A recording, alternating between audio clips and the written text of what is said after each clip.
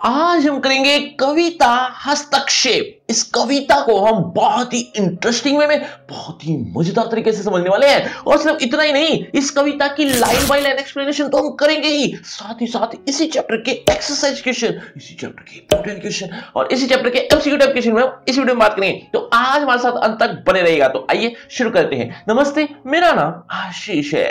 देखो बच्चों, इस कविता के कवि हैं श्रीकांत वर्मा जी। श्रीकांत वर्मा जी ने इस पूरी कविता में क्या बताया है, दो चार लाइन में मुझसे सुन लो, ताकि जब मैं लाइन बाय लाइन एक्सप्लेनेशन करूं तो आपको ये पूरी कविता बहुत अच्छे से समझ में आ जाए। देखो बच्चों, हस्तक्षेप का अर्थ होता है दखल अंदाजी या नुक्ताचीनी या रोक टोक करना। मतलब किसी काम को लेकर, कोई काम कर रहा है उसके बीच में रोक टोक करना, कुछ बोलना या दखल अंदाजी देना, ये हस्तक्षेप कहलाता है। तो अब इस कविता में हस्तक्षेप क्यों आया है, देखो ध्यान से सुनो। शासक वर्ग यानी सरकार जो बनाई गई है हमारे द्वारा जो सरकार बनाई जाती है हमारे देश के लिए, हमारे राज्यों के लिए, हमारे डिस्ट्रिक्ट के लिए यानी जिलों के लिए, ये जो सरकार या ये जो शासक हैं वो हम पर शासन करते हैं या हमारे हित के लिए काम करते हैं। लेकिन कई शासक वर्ग ऐसे भी होते हैं जो हमारे हित के लिए नहीं सोचते। तो हमें क्या हस्तक्षेप नहीं करना चाहिए? क्या हमें उनके काम के बीच रोक टोक नहीं करनी चाहिए कि तुम्हारे जो काम है वो हमारे हित के लिए यानी प्रजा के हित के लिए, प्रजा की भलाई के लिए वो काम हो नहीं रहे हैं? इस तरह से रोक टोक या इस तरह के प्रश्न उनसे पूछने चाहिए। किससे? शासक वर्ग से, कि तुम ऐसा क्यों कर रहे हो। इस तरह से अगर रोक टोक, दखल अंदाजी, हस्तक्षेप होता रहा तो वो हमारे हित के लिए शायद सोचे। अगर हम हस्तक्षेप ही नहीं करेंगे, रोक टोक ही, दखल अंदाजी ही नहीं देंगे उनके काम के बीच जो हमारी बुराई के लिए हो रहे हैं, तो फिर वो हमारे बारे में क्यों सोचेंगे? वो तो चाहते ही यही है कि कोई भी जनता का एक प्राणी भी वो हस्तक्षेप ना करे, रोक टोक ना करे, जैसा हम चाह रहे हैं वैसा होता रहे। तो हस्तक्षेप भी जरूरी है अगर हमारी भलाई के लिए काम नहीं हो रहे। तो यही बात ही इस कविता का उद्देश्य है। और इस कविता में मगध का नाम आया है। दरअसल मगध एक बिहार का एक क्षेत्र है। उस मगध में रहने वाले या मगध के आसपास रहने वाले कवि हैं, तो उसी के लिए ये कविता लिखी है कि मगध में हस्तक्षेप जरूरी है, क्योंकि वहां के जो शासक वर्ग हैं वो जनता की भलाई के लिए कार्य नहीं कर रहे थे। तो इसी को लेकर एक कविता है। देखिए, अब ये बात लिखी तो मगध को ही है, लेकिन ये पूरे देश के शासक वर्गों के लिए है। तो ऐसा ही कुछ सोच के ही इस कविता को पढ़ना। देखो, कोई छींकता तक नहीं इस डर से कि मगध की शांति भंग ना हो जाए। कि मगध में कोई छींकता तक भी नहीं है, मतलब कोई छोटी मोटी रोक टोक भी नहीं करता, कहीं शांति ना भंग हो जाए। अब इसका मतलब क्या है? इसका मतलब यह है कि शासक वर्ग नहीं चाहते कि प्रजा का कोई भी इंसान एक छींक तक भी मारे, अर्थात हमें थोड़ी बहुत भी दखल अंदाजी दे, और प्रजा भी उनके अत्याचारों को सह रही है, कहीं शांति न भंग हो जाए, यह शासक वर्ग चाहता है। मगध को बनाए रखना है तो मगध में शांति रहनी ही चाहिए। शासक वर्ग यही तो चाहता है क्या, कि मगध को बनाए रखना है, मतलब मगध में हमारा शासन चलता रहे, इसके लिए शांति तो रहनी ही चाहिए। अगर यहां शांति नहीं रखी गई, प्रजा की आवाज को नहीं दबाया गया, तो हमारा शासन खतरे में आ सकता है। यही बात इसका उद्देश्य है। देखो आगे भी है, मगध है तो शांति है, मतलब मगध हमें बनाए रखना है तो शांति तो रखनी ही पड़ेगी। मगध होगा तो शांति भी होनी ही चाहिए। यही बात लिखी हुई थी। बच्चों, कवि का नाम मैंने क्या बताया था? अभी थोड़ी देर पहले तो बताया। एक बार जल्दी से कमेंट करके बताओ, देखना चाहता हूं कितने बच्चे बहुत ध्यान से सुन रहे हैं। कोई चीखता तक नहीं इस डर से कि मगध की व्यवस्था में दखल न पड़ जाए।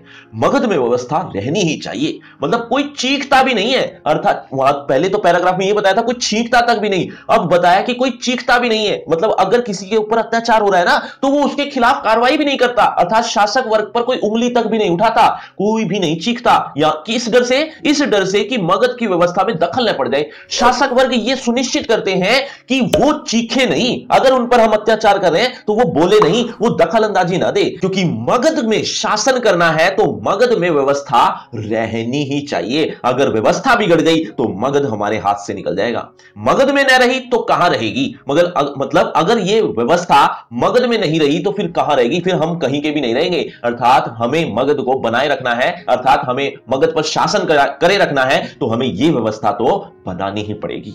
आगे देखो, क्या कहेंगे लोग? लोगों का क्या? लोग तो यह भी कहते हैं कि मगध अब कहने को मगध है, रहने को नहीं। अब यहां इस पैराग्राफ में कवि कह रहा है कि लोग शायद क्या पता नहीं क्या कहेंगे शासक वर्ग में, लेकिन फिर अगले ही पल वो बदलता है, कहता है कि लोगों का तो क्या है, लोग तो बस ये भी कह देते हैं कि मगध अब कहने को मगध है, मतलब सिर्फ कहने को हो गया है मगध, बाकी रहने को नहीं है। मतलब ये सिर्फ एक क्षेत्र जरूर है मगध, लेकिन ये रहने का क्षेत्र नहीं है। क्यों रह नहीं सकते? क्यों नहीं रह सकते? क्योंकि शासक वर्ग के अत्याचार प्रजा से अब सहन नहीं हो रहे। तो लोग तो सिर्फ ये भी कह देते हैं, लेकिन आवाज फिर भी कोई नहीं उठाता, बस कहने को कह देते हैं कि मगध अब कहने को मगध है, लेकिन रहने को नहीं है, क्योंकि इस पर अत्याचार बहुत हो रहे हैं। कोई टोकता तक नहीं, इस डर से कि मगध में टोकने का रिवाज न बन जाए।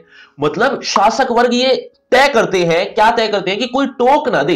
अगर कोई एक व्यक्ति भी टोक देगा ना तो ये रिवाज बन जाएगा, ये एक प्रथा बन जाएगी। किस तरह का रिवाज? कि एक टोक देगा तो दूसरा उसका साथ देगा, फिर तीसरा, फिर चौथा, इस तरह से तो ये रिवाज बन जाएगा। इसीलिए शासक वर्ग नहीं चाहते कि यहां टोकने का सिलसिला शुरू हो। एक बार शुरू होने पर कहीं नहीं रुकता हस्तक्षेप। एक बार अगर हस्तक्षेप शुरू हो गया, दखल अंदाजी या रोक टोक शुरू हो गई, तो फिर वो रुकेगी नहीं, थमेगी नहीं, क्योंकि 1 से 2, 2 से 10 ऐसे जुड़ते हुए चले जाएंगे।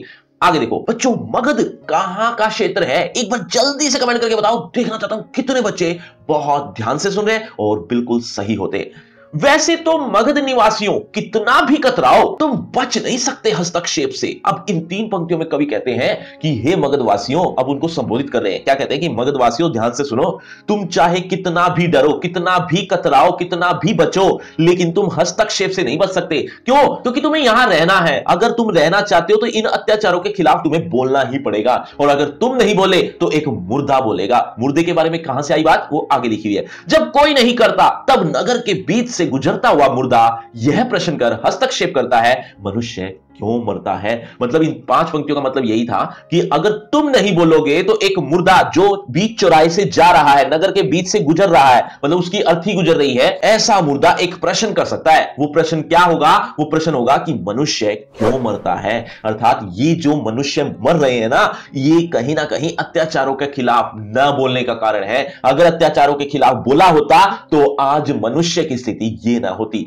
तो यही बात इस पैराग्राफ में लिखी थी और यही इसका उद्देश्य था। बच्चों, आपको लग रहा हो ये पाठ खत्म हो गया है? जी नहीं, अभी तो आपको इसकी सप्रसंग व्याख्या यानी रिटन एक्सप्लेनेशन भी तो चाहिए होगी, जो आपको लिखी तुम्हें चाहिए होगी, है ना? तो वो भी मिलेगी। लेकिन इसके साथ साथ इंपॉर्टेंट क्वेश्चन, एक्सरसाइज क्वेश्चन और एमसीक्यू टाइप क्वेश्चन, ये चारों चीजें एक साथ मिलेंगी। मिलेंगी कहां? मिलेंगी आपको डिस्क्रिप्शन बॉक्स में सबसे ऊपर एक लिंक दिया है। लिंक का नाम ये वाला रखा है, free crash course for 11th elective. इस नाम से आपको एक लिंक मिलेगा जहां पर आपको कुछ इस तरह से ये चारों चीजें एक ही जगह पर देखने को मिल जाएगी। आपको कहीं भी भटकने की जरूरत नहीं पड़ेगी। इस लिंक को जरूर क्लिक करना। लेकिन उससे पहले होगा आपका इसी टॉपिक से रिलेटेड एक छोटा सा टेस्ट। देखना चाहता हूं इस टॉपिक को आपने कितने अच्छे समझा। अगर आप इस टॉपिक को अच्छे समझ चुके तो देखिए जरा किसने कितना पढ़ा। पहला प्रश्न आपकी स्क्रीन पर ये रहा, हस्तक्षेप कविता किस बात की ओर संकेत करती है? बच्चों, हर प्रश्न के बाद आपको 5 सेकंड मिलेंगे आंसर देने के लिए। आप अपना आंसर कमेंट करते रहना, एंड में देखना चाहता हूं किसके कितने आंसर ठीक हुए।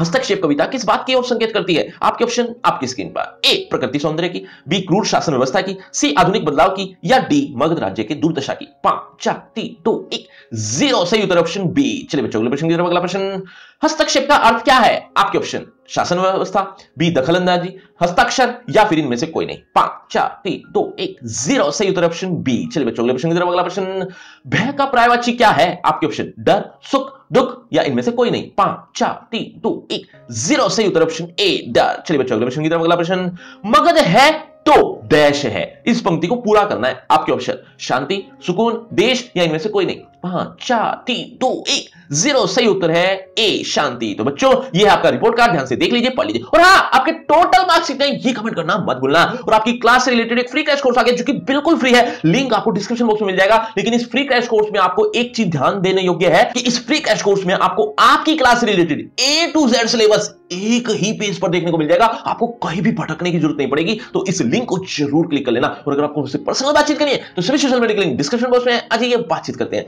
शुक्रिया, धन्यवाद।